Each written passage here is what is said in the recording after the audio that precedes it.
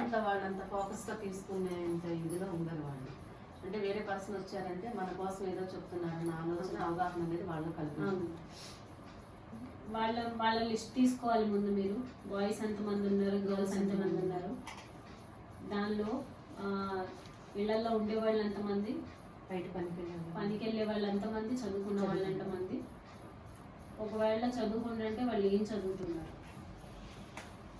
ఇవన్నీ పూర్తి డీటెయిల్స్ మీరు తీసుకున్న తర్వాత ఏం చేస్తారు అంటే, ఇప్పుడు మనకి కావాల్సింది మనం మొబిలైజ్ చేస్తాం కదా, యూత్ని మొబిలైజ్ చేస్తాము. వాళ్ళతో ఇప్పుడు వరకు గ్యాదరింగ్ ఏమన్నా చేశారా? ఇప్పుడు యూత్తో గ్యాదరింగ్ చేశారా? అంటే వాళ్ళని కూర్చోబెట్టి మాట్లాడడం కానీ ఇండివిజువల్ గా అంటే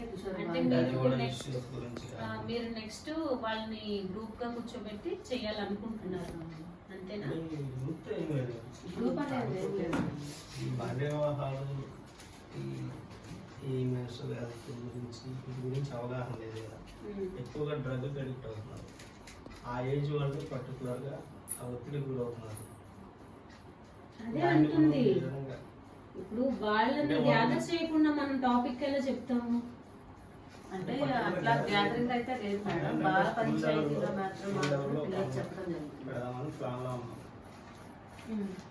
సో దాన్ని మాట్లాడడానికి రిసోర్స్ పర్సన్ పిలుస్తాం, మాట్లాడడానికి. అంటే మీరు ఏజ్ నుంచి ఏజ్ వాళ్ళతో 18 లోపు ఉన్నప్పుడు కాలేజ్కి వెళ్ళే వాళ్ళు కూడా ఉంటారు కదా.